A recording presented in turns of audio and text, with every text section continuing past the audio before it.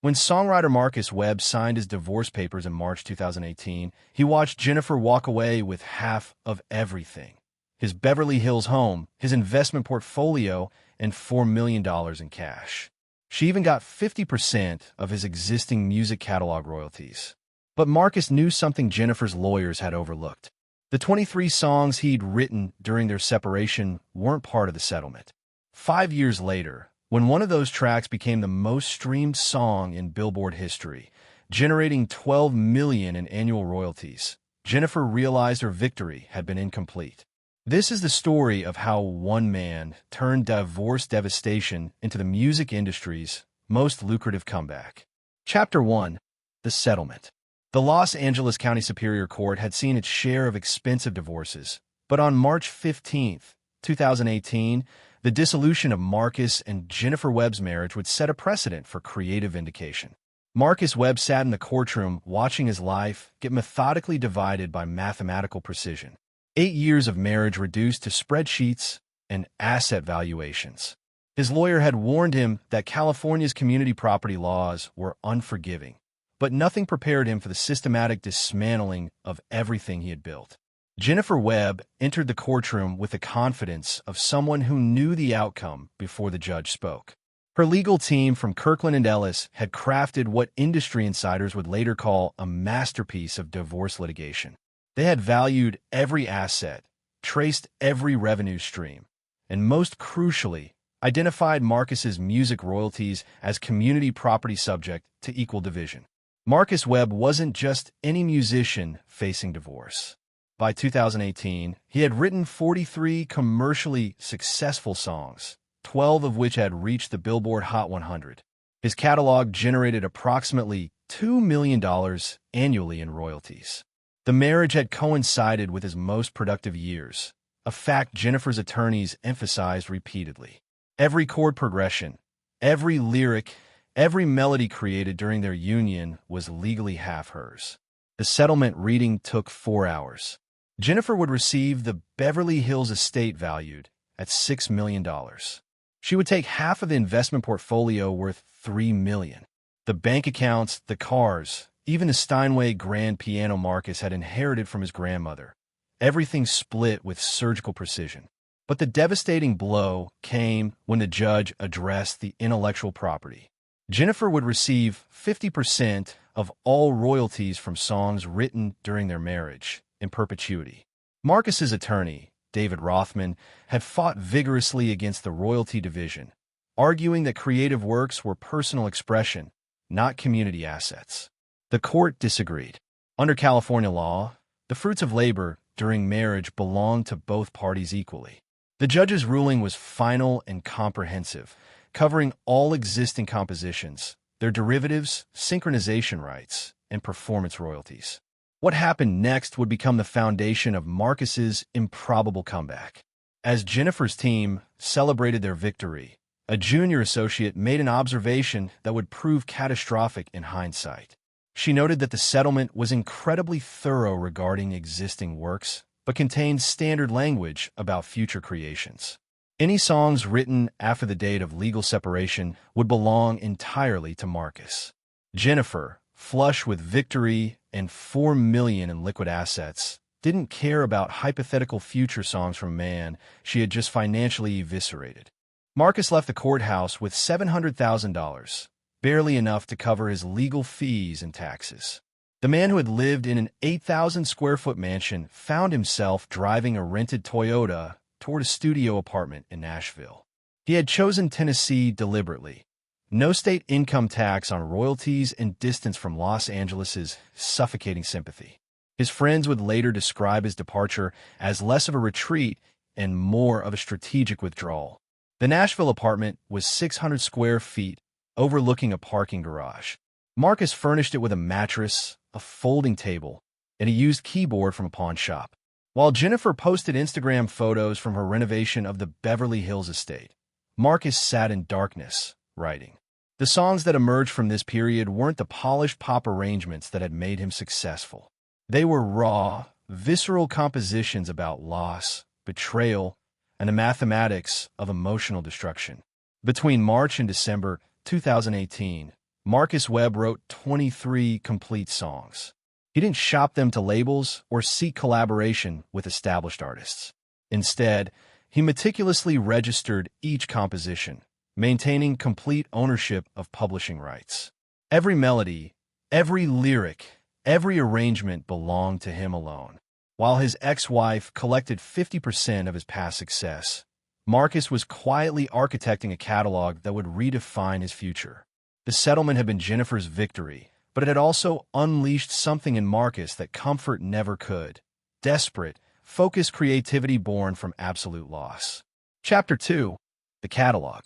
Marcus Webb's transformation from performer to pure songwriter wasn't driven by artistic evolution, but by mathematical necessity.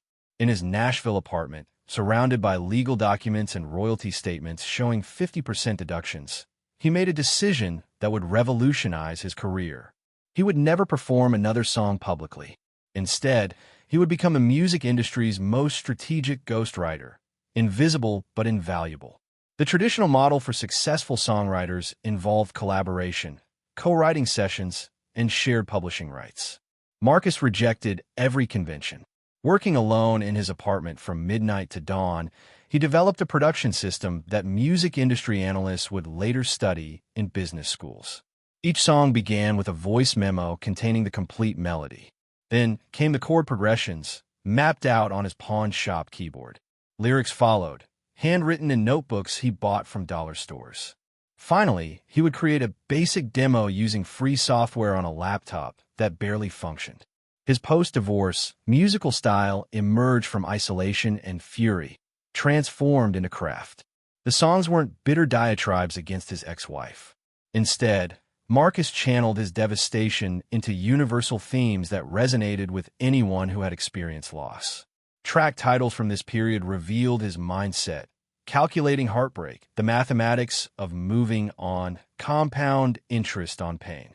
Each composition contained layers of meaning, accessible enough for mainstream success, but complex enough to reward deeper listening.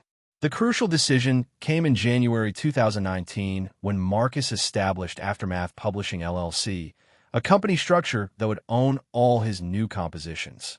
He filed the paperwork himself, learning copyright law through YouTube tutorials and library books. The company was designed with one purpose: maintaining absolute ownership of everything created. No co-writers, no profit participants, no shared credits. Every song would generate 100% of its royalties directly to Marcus Webb. His approach to partnering with artists defied industry logic. Instead of pursuing established stars who could guarantee immediate success, Marcus sought out emerging artists on the verge of a breakthrough. He found them performing in Nashville's dive bars, posting covers on social media platforms, and struggling to afford studio time. His proposition was simple but revolutionary. He would provide them with potential hit songs for a flat fee, no royalty participation required. The artist would own the recording, but Marcus would retain all publishing rights. Sophia Chun, a 19-year-old Korean-American artist working at a coffee shop, became his first partner. Marcus had heard her singing while cleaning tables after closing and recognized something the major labels had missed. He offered her Calculating Heartbreak for $5,000, money he had scraped together by selling his remaining jewelry and watches. The contract was straightforward. She could record and perform the song, collect all streaming revenue from her recording, but the underlying composition belonged entirely to Aftermath Publishing. Between 2019 and 2020, Marcus executed similar deals with 17 different emerging artists. Each transaction followed the same pattern. He would identify talented performers ignored by the mainstream industry, offer them songs perfectly tailored to their voices, and structure deals that seemed generous to artists desperate for material. Nobody questioned why this mysterious songwriter was practically giving away potential hits. They assumed he was wealthy, eccentric, or simply bad at business. What the artist didn't realize was that Marcus was building something unprecedented in the modern music industry: a shadow catalog of interconnected songs that told a complete story of heartbreak and redemption. Each track could stand alone, but together they formed a narrative arc that would later captivate audiences globally. He was creating a musical universe entirely owned by one person, waiting for the right moment to explode in a public consciousness. Living on rice, beans, and instant noodles, Marcus invested every dollar back into his catalog. He registered each song with performing rights organizations, filed international copyrights, and meticulously documented every creative decision. His apartment became an archive of notebooks, hard drives, and legal documents. While Jennifer posted photos from European vacations funded by his old royalties, Marcus was constructing an empire from a 600-square-foot room. The discipline required was monastic. Marcus eliminated all distractions, all relationships, all pursuits except creating and protecting his catalog. He would later tell Rolling Stone that this period felt like serving a prison sentence, except he held keys. Every song was another day closer to freedom. Every completed copyright registration, another brick in his fortress of intellectual property. By December 2020, Marcus Webb had created 73 complete songs, all owned entirely by Aftermath Publishing, all strategically placed with artists he believed would eventually break through. He was no longer a divorced musician living in poverty. He had transformed himself into a patient investor waiting for his portfolio to mature. Chapter 3. The Breakthrough. The viral moment that changed Marcus Webb's destiny began at 2:47 a.m. on February 14, 2021, when 19-year-old TikTok creator Aria Martinez uploaded a 30-second clip from her bedroom in Miami. She had discovered Sophia Chen's recording of Calculating Heartbreak buried deep in Spotify's algorithm and decided to create what she called a toxic Valentine's Day anthem. The video showed her lips syncing to the bridge while calculating her ex-boyfriend's lies on a calculator, each betrayal adding up to emotional bankruptcy. Within 6 hours, the video had 3 million views. Within 24 hours, it spawned 10,000 duets and remixes. The sound became TikTok's most used audio for an entire week, generating over 80 million views across the platform. But what truly transformed Marcus's situation was the curiosity it sparked. Users began investigating who had written this perfect encapsulation of modern heartbreak. When they discovered it came from mysterious Aftermath Publishing, the internet's detective machinery activated. Music journalists started connecting dots that had been invisible until that moment. The same publisher behind Calculating Heartbreak had also created Compound Interest on Pain, which underground R&B artist Devin Wright had released 6 months earlier. Further investigation revealed an entire constellation of songs, all carrying similar DNA, all registered to Aftermath Publishing LLC, all written by the enigmatic Marcus Webb, who had seemingly vanished after a high-profile divorce. The story broke on Pitchfork first, then cascaded through Rolling Stone, Billboard, and Complex. A divorce songwriter had secretly created the definitive breakup catalog of the streaming generation while living in poverty. The narrative was irresistible. Within days, Marcus's various songs placed with different artists occupied 7 spots on Spotify's Global Viral 50. The streaming numbers were astronomical, 40 million plays in the first week alone. Major artists suddenly recognized what they had missed. Ariana Grande's management reached out directly, offering $2 million for exclusive access to Marcus's unreleased catalog. Drake's team countered with $3 million plus a co-writing credit that would have generated millions more. Taylor Swift's representatives proposed something unprecedented, a complete album collaboration with guaranteed promotional support. The feeding frenzy intensified when Beyoncé's team entered negotiations, offering to buy Aftermath Publishing entirely for $15 million. Marcus Webb, sitting in the same 600-square-foot apartment, declined every offer. His lawyer, hired hastily when the calls began flooding in, thought he had lost his mind.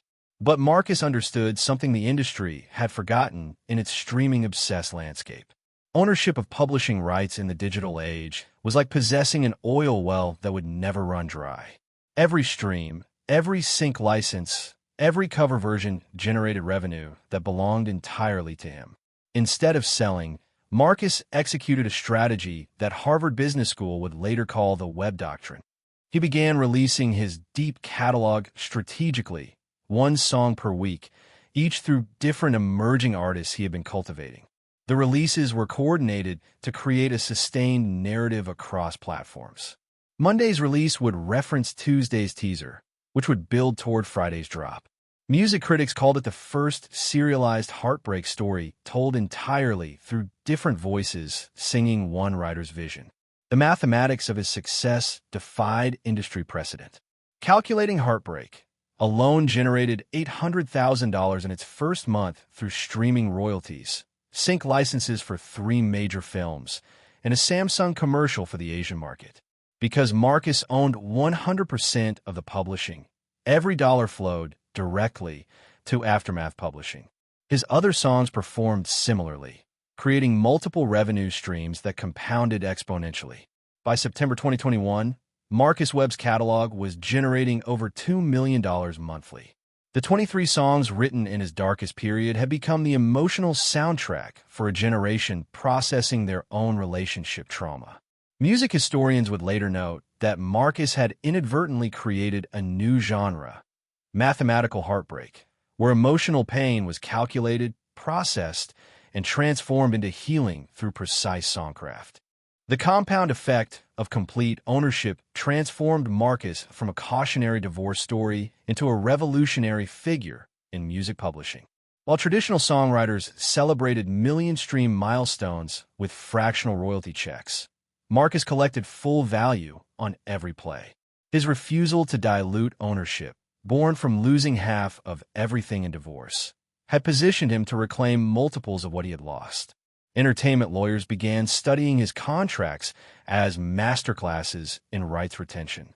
The emerging artists who had recorded his songs were also winning, their careers launched by Marcus's compositions while he maintained the underlying valuable assets.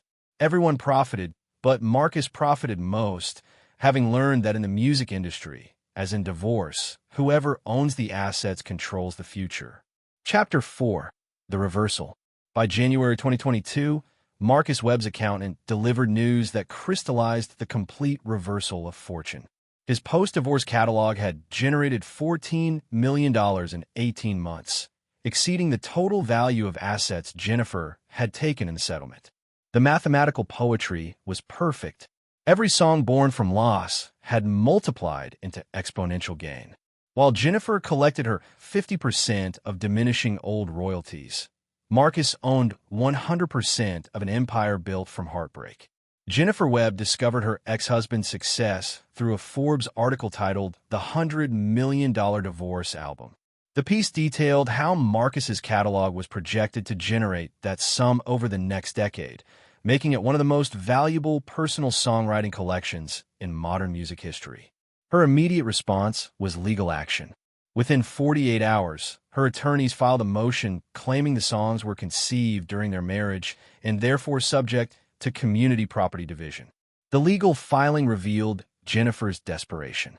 Her lawyers argued that Marcus had deliberately hidden assets, that the emotional foundation for these songs originated during their marriage, and that his success was built on connections established while they were together. They sought 50% of all Aftermath publishing revenues, retroactive to the company's formation. The music industry watched with fascination as the woman who had taken half of everything attempted to claim half of what remained. Marcus's response was devastating in its simplicity. His legal team presented time-stamped evidence showing every song was written after the separation date. They produced apartment lease agreements, grocery receipts, and utility bills demonstrating his poverty during the creative period. Most crucially, they presented the original divorce settlement, signed by Jennifer, explicitly stating she had no claim to future works. Her own victory had become her defeat. The judge's dismissal was swift and scathing. Not only did he reject Jennifer's claims, but he ordered her to pay Marcus's legal fees for bringing a frivolous lawsuit. The ruling established a precedent that would protect creative works produced after divorce from retrospective claims. Legal scholars called it the Webb decision, a landmark case protecting artists' post-divorce intellectual property. Marcus's response to victory revealed how profoundly he had evolved. Instead of gloating, he announced the creation of the Aftermath Foundation, a publishing company specifically designed to support divorced artists rebuilding their careers. The foundation would provide advanced funding, legal support, and most importantly, education about maintaining ownership of their creative works. His first grant went to a classical composer whose ex-husband had claimed her symphonies in their divorce. The industry recognition that followed transformed Marcus from a successful songwriter to a revolutionary figure. He received the Songwriter of the Year award from every major organization, but his acceptance speeches focused on financial literacy for artists, not artistic achievement. He had proven that ownership trumped talent, that patience defeated quick settlements, and that the greatest revenge was mathematical success. By March 2023, Marcus's catalog value reached $32 million. He purchased a compound in Nashville, not for luxury, but to create a songwriting retreat for divorced artists. The facilities included recording studios, legal consultation offices, and financial planning services. The Beverly Hills mansion Jennifer had taken now seemed quaint compared to the empire Marcus had built from nothing. The final irony materialized when streaming services began creating playlists specifically featuring Marcus's catalog, branded as the Aftermath Collection. These curated experiences generated additional millions in promotional fees and exclusive content deals. His heartbreak had become more valuable than his marriage ever was, more profitable than the traditional success he had lost, more enduring than the relationship that had inspired it. Jennifer Webb, still living in the Beverly Hills estate, watched her 50% share of the old royalties diminish as streaming platforms favored newer content. The house she had once required constant maintenance, funded by dwindling revenues. Meanwhile, Marcus's catalog continued appreciating, each new artist covering his songs, each sync license for films and commercials, each streaming milestone adding to a fortune built entirely for what she had left behind, his future creativity. Marcus Webb proved that sometimes the best revenge isn't taking half, it's creating something worth twice as much. If this story of heartbreak turned to millions captivated you, subscribe for more tales of redemption, royalties, and revolutionary comebacks.